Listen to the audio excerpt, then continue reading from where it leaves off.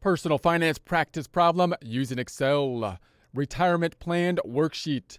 Prepare to get financially fit by practicing personal finance. Here we are in our Excel worksheet. If you have access to the Excel worksheet, would like to follow along, note that we're down here in the practice tab as opposed to the example tab. The example tab in essence being an answer key. We have the information on the left-hand side. We're going to populate that into the blue area on the right-hand side. We're looking at a retirement type of scenario. Our major goal is to take some of the tools that we've got with these present and future value, time value of money calculations, put them together as we think about a fairly complex decision process, one of the most complex decision processes we have when we're talking about personal finances, and that's typically the retirement setting, the retirement planning. Why is it complicated? Well, it's far out into the future. We're thinking about what's going to happen in the future. We don't know what the time value of money is going to be with regards to how much we're going to be earning in the future with regards to our savings accounts. We don't know how much we're going to be able to earn over our earnings years, meaning how much our salary will be able to increase, how much we'll be able to put in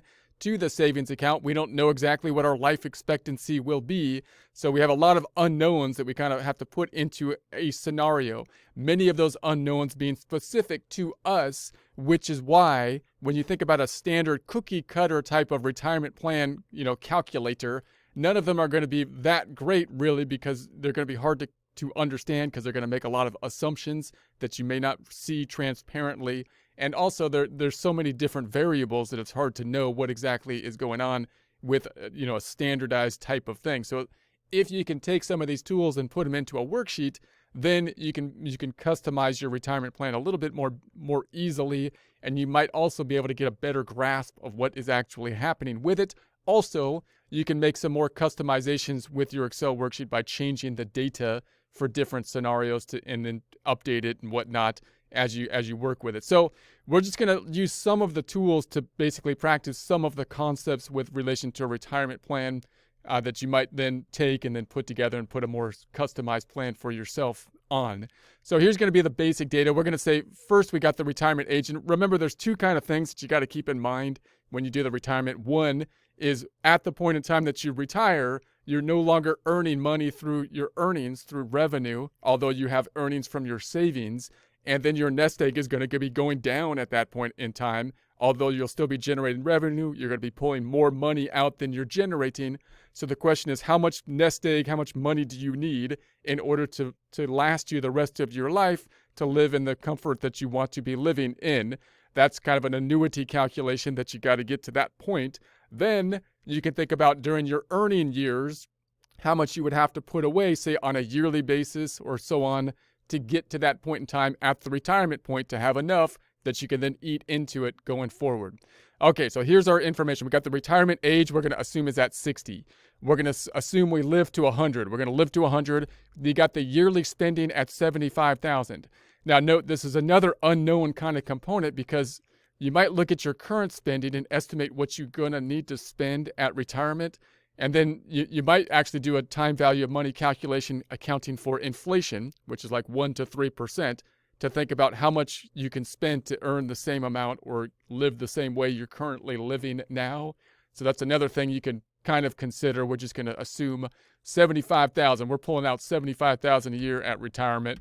And then we've got the rate we're going to say is 7%, another unknown factor, of course, meaning we're going to try to average and say we're going to earn average over, the life and whatnot of the 7% on our savings. So when we put it into our retirement plan, we put it into our stocks and whatnot, we're going to assume an average over that time of 7%.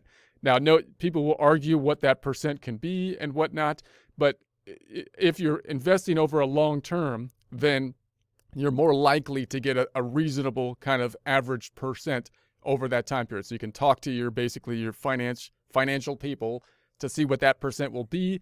But just remember, if you're thinking long-term investment, hopefully over that long term, you can get a nice, even, fairly good return on it would be the idea, even though it's going to fluctuate in between that time period. And it's going to drive you crazy on the downturns at least, right? So then we're going to say that the current savings, we currently have $10,000 already. And the years from years to retirement, the years that we have to retirement, we're going to say is 30 years. So we have 30 years that we're going to be able to save So before we get to retirement age of 60. So that's how much time we have to build up our income to get there. Now, this second component, we're going to do this when we get a little bit more complex of a scenario, because when we start to think about our savings plans, we can get more nuanced on that later. And so we'll talk about that later. So let's first just think about, okay, well, how much would I need then if I'm going to be picking up $75,000, spending $75,000 a year after 60 for until I turned 100 and then I die right at 100? How much would I need at that point in time in order to have enough in my savings account to be eating away at it at 75 a year? For that, we do our present value of an annuity calculation. So I'm going to say negative present value, shift 9. The rate, I'm going to say, is 7%. We're going to be earning 7% on it, comma. We got the number of periods, which we're going to say, I'll do it this way, is the 100 minus 60 is how much time we're going to spend from the retirement age to 100. So we're going to say, all right, and then the payment is going to be, the payment that we have is 75. We're going to have the 75 that we're going to be spending. That means at 60, we're going to need $999,878. So that's how much we're gonna need at the point of retirement if we're just going to be eating away at that for the next 40 years, right? And then it'll be down to zero after 100. So then we've got the target there of the 999,878. So now we got to think, okay, well, what do I got to do to get there? So I've got 30 years now. I've got 30 years to get to that 999,878. And how am I going to do that? Well, I already have 10,000, and I'm going to assume that that's 10,000 I'm not spending. That's 10,000 in my savings account for retirement. What's that? What if I don't do anything and I just leave that there and it grows at 7% until retirement for 30 years? That's my baseline. Well, if I don't put any more in, I just calculate that one. I'm going to say that's going to be equal to the negative future value.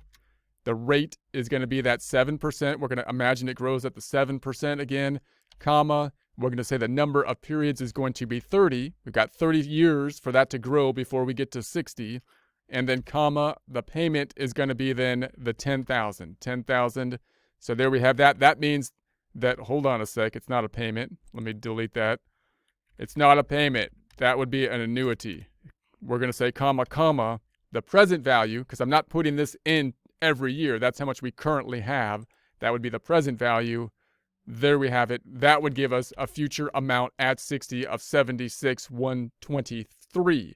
So that's where we would start at, or that's what we have thus far if we assume it just to grow. Now, the difference between the two is what we're going to have to start putting in at that point. So that means that we have a difference of 999,878 minus the 76,123. That means that we're going to have to get and compile another 923,756 over our life over the next 30 years to get to that point. Now, then the easiest calculation would be, well, how much would I have to put in on an annuity calculation in order to get to that 923,756? How much would I have to put in each year? Now, that's going to be the easiest calculation, but it's not very nuanced, because note, if we're starting off earlier in our career, we probably have less money maybe than we might have in our peak earning years. So that means that later on we'll get a little bit more nuanced and try to think about how much I can put in if I had more money to put in, because obviously I'm limited to how much I can put in. I can't just say, I'm going to normally need to put in or be able to put in more when I earn more. But if I was to put in a nice even amount over 30 years, we can do a nice annuity calculation. And we're going to do a payment. We're going to do a payment formula, which is a different or an alteration of the present value and future value formula. So I'm going to say negative to flip the sign, PMT. We can then say the rate is going to be the 7% again, comma, number of periods we're going to say is 30 periods. And we're going to say comma, and the present value that we need is I'm going to say 2 commas because we actually need a future value. We need the future value of that 999,878. Actually, sorry, we need the future value of the 923,756, and then enter, and that would give us the 9,779 that we'd have to be putting in each year, we would assume, in order to get to that added amount, that the 923,756. 756. So that would be the, a basic kind of scenario. Once you have this kind of set up, then you can change your data over here. And you can say, well, what if this was 8%? What if this was 10%? And so on. What if it was 5%? Now, if you want to make that, and so that's going to be a basic scenario. Note that we will then do it a little bit more nuanced in a second. But let's first run some tables based on this scenario, just to give it a little bit more concrete in our minds. So if, for example, we thought about this 999,878 and just kind of verify in our minds that I'm going to have that for 40 years and spend $75,000 for 40 years, how does that work? Let's run a running balance table for that and say at the time of retirement, which is when we're 60, we're going to say then from period 0, 1, and so on, we got 40 more years until we die at 100. We're going to die right at 100. Or if we live more than 100, then we're going to be penniless, but that's okay. We're going to we're going to go to the Home tab, Alignment and Center. And then we're going to say here that our investment is going to be this is how much we have when we retire at 60 that we're going to start eating away at. We're going to start eating away at it. So that means if we're earning a 7% return each year, we'd say, okay, in the first year after retirement, we'd have that 999,878 times the 7%. I'm going to say F4. Well, I won't do it yet. I'll just multiply that out. And that's how much we would earn, but we're taking out negative 75,000 each year. So then what's going to happen after year 1, we would have the 999,878 plus the SUM left holding down shift of those two. And that would give us the 994,870. Now I'm going to copy this down after I do it this time. So I'm going to do it again, but this time thinking about the absolute references needed to copy this on down. So this then would be the 994,870 times the 7%. The 7%'s outside of my cell. So I'm going to select F4 on the keyboard, $ before the B and 4, tab. And then the expenses are going to be negative of that 75,000 that I'm going to spend. I want that to be an absolute reference as well, not to move when I copy it down. So F4 on the keyboard, $ before the B and 3, tab. This is going to be equal to the one above it plus the SUM, Shift 9, left arrow, holding down Shift left again, closing up the brackets, Shift 0. So there we have it. Now I'm just going to copy this down, and this should decrease. Our investment will slowly decrease for 40 years. If I copy this down until we get down here till 100, at 100, we're like, I'm going to spend my last penny, and then we keel over and die once we've spent our last penny. And so there it is. And you might want more of a cushion, of course, than that if you're planning to be 100. I probably won't make it to 100, but so I feel like that's a cushion already for me. But in any case, there we have that, and so that can kind of verify our calculation there. So now let's think about this savings amount. If I put this away each period, will I really get to that 923? So we can kind of verify that, or give us a little bit more nuance on that. So I'm going to hide some cells to do that. I'm going to put my cursor on column F, drag over to J, let go, right click, and hide. So then let's do this again. Now this is going to be for 30 periods. So I'm going to start here at 1 and 2, and it's going to be selecting these two. I'm going to drag it on down, autofill down to 30 periods. 30 periods is going to be right here. And then I'm going to scroll back up, and we're going to say, all right, so the payment that we're going to have, we're going to say that this payment, and notice we're starting, because this is an annuity calculation, we're starting basically at the end of the period 1. And let's center this too. I'm going to go to the Home tab, Alignment, we'll center these. And then let's say the first payment we're going to say is that 9,779. And that's going to be our savings. So that's our savings. And then in period 2, that's when we'll start calculating the earnings to match our annuity calculation. This is going to be equal to then the 9,779. We're going to say times then the 7%. That's outside the table. So I'm going to say F4 on the keyboard so I can copy it down, $ between the B and 4, or before the B and 4, tab. And then we're going to say the payment amount is always going to be the same, which is going to be equal to that 9779. I want that to copy down or not to move down when I copy it down. Therefore, F4 on the keyboard, $ before the E and 7. And then our savings account is going to be equal to the amount we had before, plus the sum of both the earnings on it and the payment, closing up the brackets and enter. So this one's going to be going up by earnings and payments. That should be good to copy that down. And once we get to the bottom, we should be able to verify this by checking it to this number, just to double check that that would indeed get us to the 923,756, which is the added amount we need, considering the fact that the 10,000 we're assuming is going to be earning or get us to the 76,123 by the time we get to retirement at 60. So we'll put our cursor on the fill handle, we'll drag this down and say, okay, that gets us down here to the 923,756. So that kind of verifies this number and gives us an idea of the earnings that are being populated in that format. So next, you might want to kind of combine these together and try to do a running balance that combines our total investment, since we're earning 7% on the entire thing. So that could look something like this, just to see how these running balances can be kind of put together in multiple different ways. Putting my cursor on column K, adjusting to column O, let go, and we're going to hide those cells.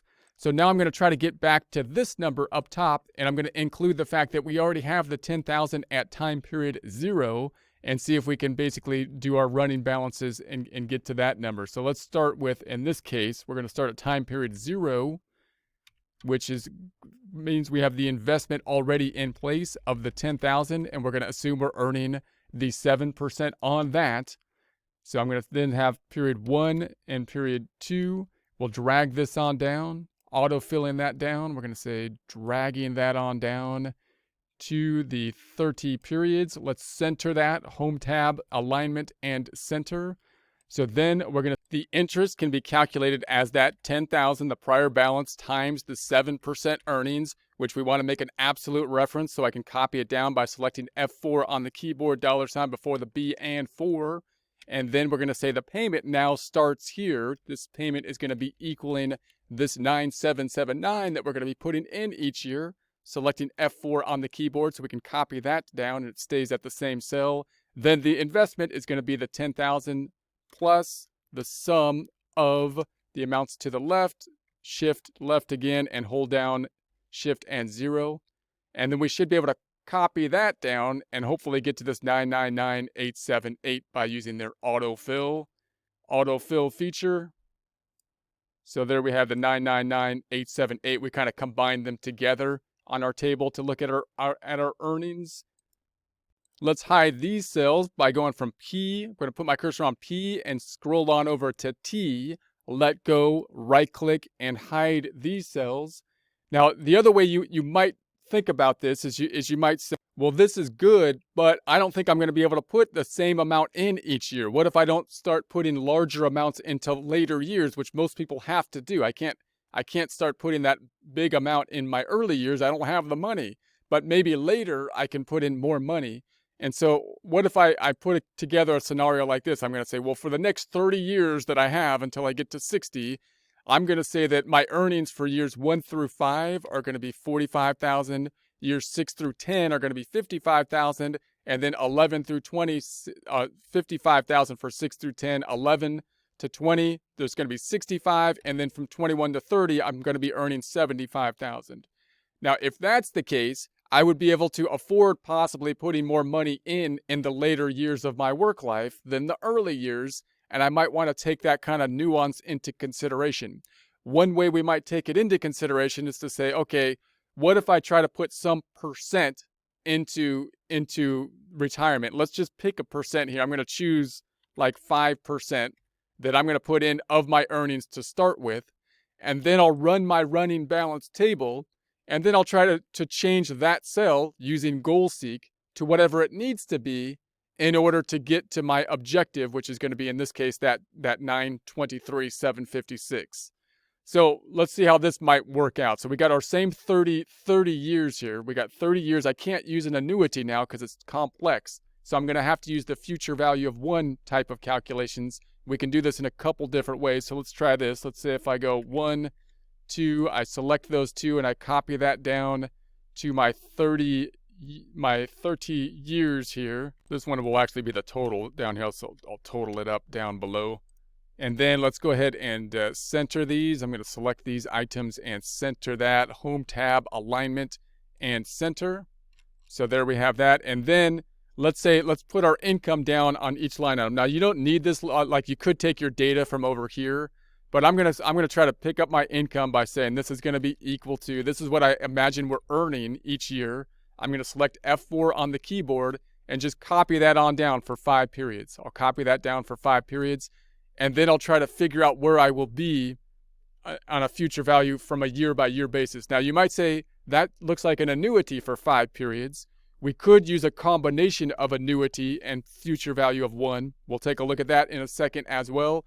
But having a year-by-year calculation can be just as easy to do with Excel. So let's check that out. We're going to say, all right, and then in year 6, we got this 55. I'm going to select F4. That we're going to be earning. We're going to earn that from year 6 to year 10. So I'll autofill that to year 10. And then in year 11, we're going to earn 65, we believe. F4 on the keyboard. We're going to earn that, we'll say, from 11 to 20. And then in year 21, we're going to earn 75, F4 on the keyboard. And then we're going to copy that down until we retire at 30 years. So then what we're going to do is take 5% of that, this 5%, which I'm going to apply to each one of them, and I'm going to keep that cell nice and even so that I can then change that cell to whatever it needs to be to meet my goal, and that's the plan. So I'm going to say, all right, that means I'm going to invest $45,000, whatever my income is, times 5%. I want to make that 5% an absolute reference so we can copy it down, selecting F4 on the keyboard. Copy that down. That means I'm going to take out of my 45,000, 2,250. Probably not going to do it to get us to that goal, but that's okay. That's our starting point. Copy that down. And then obviously we're taking more out because we're taking the same percent out of a larger income as our income increases. Now we'll do a future value of 1 for each year here. So we'll do our future value of 1, negative future value, shift 9, rate. We're going to assume 7% growth, comma, number of periods. This is the tricky part. I'm at period 1 minus the 30, so 29. I'm going to do that by taking my end number so I can copy this down easily, the 30 way down here, make that absolute by selecting F4 because I want that to stay the same, minus the beginning number, and that one I want to copy down when I copy it down, and that allows me to easily copy this thing down. I also want an absolute reference on the rate, F4 on the rate. And then, comma, it's not an annuity this time, so no payment, 2 commas, present value is going to be that 2,250, and enter. So hopefully I did that right. I'm going to go ahead and copy this down. I believe I did. We'll do a double check on it. We'll put our cursor on the autofill, drag that down, dragging that down. And so that's going to be our total. And then we have our total down here, which I can sum up. I can sum up and say, all right, what does that get me at 30? Where will I be in future value? If that's all correct, I would be at the 271,567, which doesn't meet our goal of the 923,756. So then I can say, well, okay, well, how much would I have to put in? Since I can just change this one cell, I can say, well, what if I take like 10% of each? Now I'd be putting in 4,500 here, and then 6,500, 5,500, and that would add up to 543. So that's getting closer, and then I can use 11% and so on, and try to see what happens. Or I can use goal seek to say, hey, Excel, would you change this cell to get to this end number to be the same as where I need it to be to meet my objective, that 923,756. So we could say, all right, let's do that. Let's go to goal seek, data tab, what if analysis, and the forecast tools, goal seek. And I want to say, Excel, would you set this cell down here, that cell, to be, I got to hard code it in there. I want it to be 923,756. Please do that by changing the percent that I'm going to be taking out of my wages based on this projected income, and enter. And then it's going to even it out for us. So there it is. So it's done that for us. And then they're saying about 17% is about how much we'd have to be pulling out, which means when we're earning 45,000, 7,654, when we're earning 55,000, 9,354, and 65, the 11,055, and so on. So these are some ways you can get a lot more nuance with this type of calculation than just a straight annuity over 40 years. Now, also note, if you see something like this, you might say, well, doesn't that look like 4 separate annuity calculations? Why don't I do 4 separate annuity calculations? Which you can do, and that could simplify things, but there's a bit of a twist to it. So let me just show you that as well, so you can kind of combine the present value of one and the annuity. So let's put our cursor on this cell. I'm going to drag on over to Y, let go, right-click, and hide these again. And let's try to do this in like a grouping of annuity groupings. So I'm just going to say this will be equal to this grouping, and then we'll just copy that down. So there we have that, and this is going to be our total. And say, let's just calculate our investment now for this time period, which would be the 45,000 times this percent, the 17%, or the one we calculated around 17%. And I want this to stay the same and these two to copy down. So I'm going to select F4 on the keyboard. And so I'm taking 17% of those 3 numbers by auto-filling this down. So 17% of the 55, 17% of the 65, 17% of the 75 represented here. Then I'm going to do my annuity for 5 years here, for 5 years here, 10 years here, 10 years here. Now the problem is that once I do my annuity for 5 years, I'm left off at the end of year 5, and that money still is going to be generating revenue until I retire up to year 30 here. And that's why I got to do 2 steps when I do this kind of method. So for example, I'd have to say negative future value, shift 9, the rate, we're going to say 7% growth, comma, number of periods, I'm going to hard code as 5 from years 1 to 5. 5, we're going to say comma, and then the payment is going to be, we're going to assume that amount is the amount of the payment, and enter. So that gives us the 44.14, but that's at the end of period 5. If I keep that in my investment account until the end of retirement, we're going to have to say, then I'm going to have more money, right? So that then I got to say, okay, let's do a future value of 1, which would be the rate, comma, the number of periods, which I'm going to say is 30 total down here, minus the 5, which is where I left off on this one. That's how many more periods are going to be there, 25. And then comma, it's not a payment this time, but it's because it's not an annuity, comma, present value of 1 for that 44. That means that's going to bring us up to the 238,880. So let's do that again here. This is for another 5 years, negative future value, shift 9. The rate is going to be the 7%, comma, number of periods is 5 again, because it's 6 through 10, comma, and then the payment's going to be that 9354. So, but that's at the end of year 10, and I got till year 30 for it to keep on earning us money. So we got to go future value, shift 9, rate is going to be the 7%, comma, number of periods is going to be then, let's say 30 minus where we left off, 10, comma, and then comma again to get to the present value is this.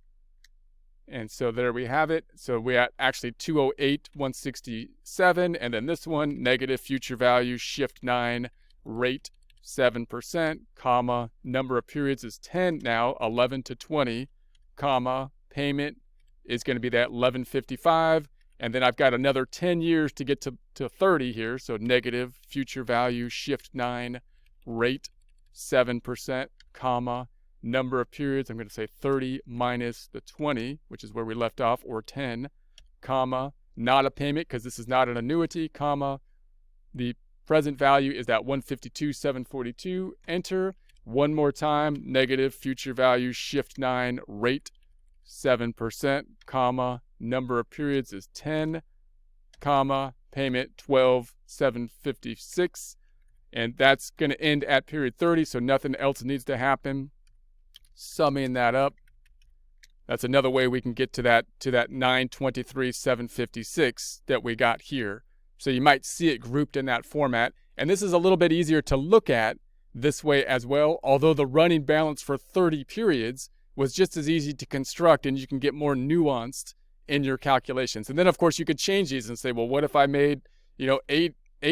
If you got everything structured properly, you can see what's gonna, what your earnings would basically be, and everything should kind of be able to be adjusted, right? If I change this back to 7, what if I want to spend like 100,000 because I think there's going to be inflation or something like that for the whole time? Hopefully that will calculate so everything will populate for itself. Although we used goal seek here, so this one, that goal seek is gonna not account for this one. We'll have to readjust that. But in any case, you can see how using your data over here will help you to kind of make adjustments and adjust these things.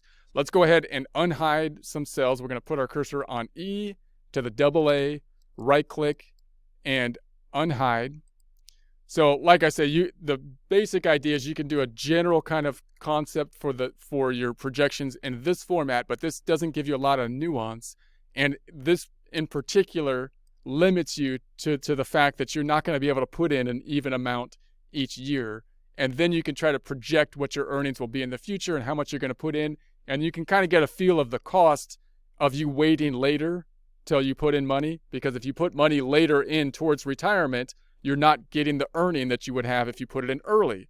But of course, you can't put it in early because you don't have the money early, right? You can only put in the money that you have.